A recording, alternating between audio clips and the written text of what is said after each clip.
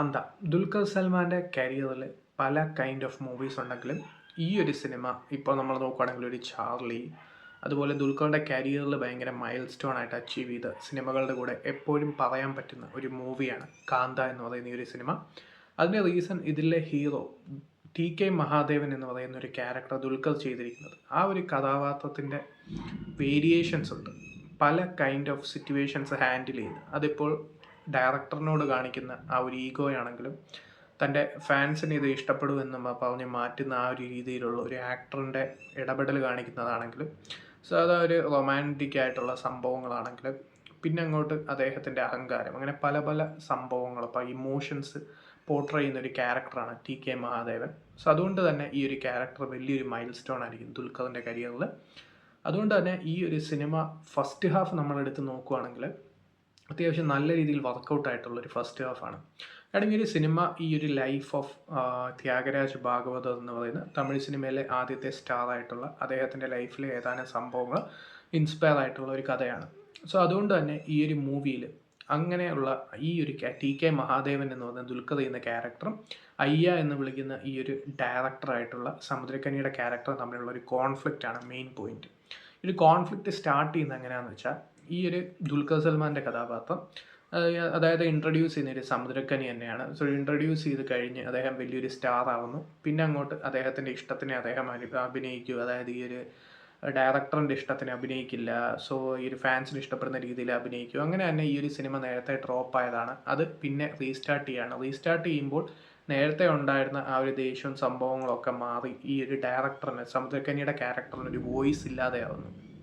സമുദ്രക്കനിയുടെ ക്യാരക്ടറിന് complete voice ഇല്ലാതെ നായകൻ പറയുന്ന കേൾക്കേണ്ട വരും. അവിടെ വരുന്ന ഒരു ട്രംപ് കാർഡാണ് ഈ ഒരു ഭാഗ്യശ്രീ ബോസിൻ്റെ ക്യാരക്ടർ കുമാരി എന്ന് പറയുന്നത്. കാരണം അവിടെ ആരും ഡയറക്ടർ പറയുന്ന കേൾക്കില്ല, പക്ഷേ ഈ ഒരു കഥാപാത്രം ഡയറക്ടർ പറയുന്നതനുസരിച്ചേ കേൾക്കത്തുള്ളൂ. സോ അതുകൊണ്ട് തന്നെ ഈ ഒരു നായകന് എതിരെ ഈ ഒരു ഡയറക്ടർ വെക്കുന്ന ഒരു ട്രംപ് കാർഡാണ് ഈ ഒരു കഥാപാത്രം. സോ അങ്ങനെ പോകുന്ന ഈ ഒരു സിനിമയിലെ ഫസ്റ്റ് ഹാഫ് എന്ന് പറയുന്നത് സിനിമയ്ക്കുള്ളിലെ സിനിമയുടെ കഥ പറയുന്നത് എങ്ങനെയാണ് ഇങ്ങനെ ഈ ഒരു അവസ്ഥയിൽ ഈ സിനിമ കംപ്ലീറ്റ് ചെയ്യുന്നത്. അത് വളരെ ഗംഭീരമായിട്ടാണ് ത്രൂ ആർട്ടിസ്റ്റ് സ്ക്രീനിൽ എത്തിച്ചിരിക്കുന്നത്. ഭാഗ്യശ്രീ ബോസിൻ്റെ കരിയർ ബെസ്റ്റ് എന്ന് നിസ്സംശയം പറയാം. കാരണം രവി തേജയുടെ കൂടെ ആ ഒരു അമിതാഭ് ബച്ചൻ എന്ന് പറയുന്ന മൂവിയിൽ അങ്ങനെയുള്ളൊരു കഥാപാത്രം, പിന്നെ കിങ്ഡത്തിനകത്ത് പ്രത്യേകിച്ച് ഒന്നും ചെയ്യാനില്ലാത്ത കഥാപാത്രം, ഈ രണ്ട് പടം നോക്കുകയാണെങ്കിൽ പ്രത്യേകിച്ച് ഒന്നും ചെയ്യാനില്ലാത്ത ക്യാരക്ടേഴ്സാണ്. പക്ഷേ ഈ ഒരു സിനിമയിലെ ക്യാരക്ടർ നല്ല രീതിയിലാണ് സ്ക്രീനിൽ എത്തിച്ചിരിക്കുന്നത്. അത് ഒരു വലിയൊരു പോസിറ്റീവായിരുന്നു ഈ ഒരു സിനിമയുടെ. കാരണം ഈ ഒരു സിനിമയുടെ സോളായിട്ടുള്ള ഒരു ക്യാരക്ടറാണ് കുമാരി. കുറച്ച് പ്രശ്നങ്ങൾ ആ ഒരു ക്യാരക്ടറിൻ്റെ വരുന്നത് മെയിൻ പ്രശ്നം എന്താണെന്ന് വെച്ചാൽ, ഈ ഒരു പോസിറ്റീവ് വൈസ് ഒരു പെർഫോമൻസ് ഒരു ഗംഭീരമാണെങ്കിലും ചിലയിടങ്ങളിൽ ഒരു കണക്ഷൻ സെക്കൻഡ് ഹാഫിൽ എത്തുമ്പോൾ ആ ഒരു ക്യാരക്ടറിന് ഓഡിയൻസിൻ്റെ അടുത്തൊരു കണക്ഷൻ നഷ്ടപ്പെടുന്നുണ്ട് എന്നുള്ളത് ഈ ഒരു സിനിമയുടെ നെഗറ്റീവാണ്. സോ അതിനോട് തന്നെ സമുദ്രക്കനി, ഒരു അയ്യ എന്ന് പറയുന്ന ഡയറക്ടറിൻ്റെ ആ ഒരു ഈഗോയും സംഭവങ്ങളൊക്കെ അത്യാവശ്യം നല്ല രീതിയിലാണ് സ്ക്രീനിൽ എത്തിച്ചിരിക്കുന്നത്.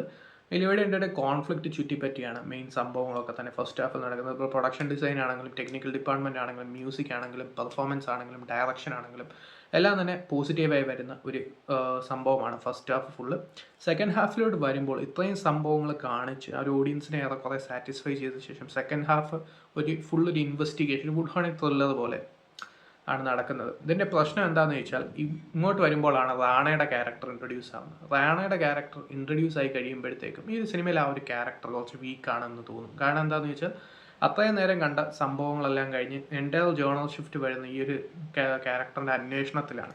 പക്ഷേ ആ ഒരു അന്വേഷണവും കാര്യങ്ങളൊന്നും എവിടെ എഫക്റ്റീവായിട്ട് ഫീൽ ചെയ്തില്ല. ഒരു അറഗൻ്റ് ആയിട്ടുള്ള ഒരു ആരും പറയുന്ന കേൾക്കാത്തൊരു സ്റ്റൈൽ ക്യാരക്ടറാണ് റാണ ചെയ്തിരിക്കുന്നത്. പക്ഷെ അതൊന്നും എഫക്റ്റീവ് അല്ല. ഒരു സിനിമയുടെ ആ ഒരു ഇതായിട്ട് മാച്ച് ആവാത്ത രീതിയിലാണ് പോകുന്നത്. അവിടം തൊട്ടാണ് സെക്കൻഡ് ഹാഫിൽ ഈ ഒരു സിനിമ ഫുള്ളായിട്ട് ഡൗൺ ആവുന്നത്. സോ ഒരു ദുൽഖറിൻ്റെ പെർഫോമൻസും സമുദ്രക്കനിയുടെ പെർഫോമൻസും ഒക്കെ തന്നെയാണ് ഒരു സേവിങ് ഗ്രേസ് എന്ന് പറയുന്ന ആ ഒരു സിനിമയിലെ സെക്കൻഡ് ഹാഫ് ഫുള്ള്. ബാക്കി നോക്കുകയാണെങ്കിൽ നമുക്ക് ആരാണ് ഇത് ചെയ്തത് എന്നൊക്കെ കൃത്യമായിട്ട് അറിയാം, ഈസി ആയിട്ട് ഗസ് ചെയ്യാൻ പറ്റുന്നതാണ്. സോ എന്തുകൊണ്ടാണ് ചെയ്തത് എന്നുള്ളതാണ് വേണമെങ്കിൽ ഒരു മെയിൻ ചോദ്യമായിട്ട് പറയാൻ പറ്റും. സോ അങ്ങനെ പോകുന്ന ഒരു കാന്ത എന്ന് പറയുന്ന ഈ ഒരു സിനിമ. സോ ഒരു സിനിമയുടെ സെക്കൻഡ് ഹാഫാണ് ഒരു മേജർ ലെറ്റ് ഡൗൺ ആയി പോയത്. കാരണം എന്താണെന്ന് വെച്ചാൽ, അത്രയും നേരം നമ്മൾ ആ ഒരു ഫസ്റ്റ് ഹാഫ് കണ്ട ആ ഒരു എഫക്റ്റിൽ ഒരു സെക്കൻഡ് ഹാഫാണ് വന്നിരുന്നെങ്കിൽ പിന്നെയും ഉണ്ടായിരുന്നു. പക്ഷേ സെക്കൻഡ് ഹാഫിലോട്ട് വരുമ്പോഴത്തേക്കും അത് പിന്നെയും വലിച്ചു നീട്ടുന്ന ഒരു എഫക്റ്റാണ് തരുന്നത്. അതല്ലാതെ കാര്യമായിട്ടുള്ള സംഭവങ്ങളൊന്നുമില്ല സെക്കൻഡ് ഹാഫിൽ എന്നുള്ളത് സിനിമയുടെ ഒരു പ്രധാന പ്രശ്നമാണ്. സോ ഇങ്ങനെയുള്ള ഒരു മൂവി, ഒരു പീരിയോഡിക് ഡ്രാമ മൂവിയാണ്. ഒരു 2-3 സെറ്റ് മാത്രമേ ഉള്ളൂ ഈ ഒരു സിനിമയിൽ. കാര്യമായിട്ടുള്ള സെറ്റ്സും കാര്യങ്ങളൊന്നുമില്ല. സോ ഈ ഒരു സ്റ്റുഡിയോയും പിന്നെ ഒരു നായകൻ്റെ വീടും അങ്ങനെയുള്ള ഈ ഒരു സമുദ്രകന്യയുടെ വീട്, അങ്ങനെ കുറച്ച് സെറ്റ്സ് മാത്രമേ യൂസ് ചെയ്തിട്ടുള്ളൂ. സോ ആ ഒരു പ്രൊഡക്ഷൻ ഡിപ്പാർട്ട്മെൻ്റ് ആണ്, ടെക്നിക്കൽ ഡിപ്പാർട്ട്മെൻ്റ് ആണെങ്കിൽ ഒരു ഫസ്റ്റ് ഹാഫ് വന്ന പോലെ തന്നെ സെക്കൻഡ് ഹാഫ് വന്നിരുന്നെങ്കിൽ ഒരു ബെറ്റർ ഔട്ട്പുട്ട് നൽകേണ്ട ഒരു മൂവിയായിരുന്നു കാന്ത. പക്ഷേ ഒരു എന്താ പറയേണ്ട, ഒരു ആവറേജ് ആ ഒരു, അല്ലെങ്കിൽ ഒരു ഡീസൻറ്റ് അല്ലെങ്കിൽ ഒരു ആവറേജ് രീതിയിൽ, അല്ലെങ്കിൽ ഒരു ബിലോ ആവറേജ് രീതിയിൽ ഒതുങ്ങുന്നത് ഇതിൻ്റെ സെക്കൻഡ് ഹാഫിലെ സംഭവങ്ങൾ കൊണ്ടാണ്. അതാണ് സിനിമയുടെ പ്രധാന പ്രശ്നം.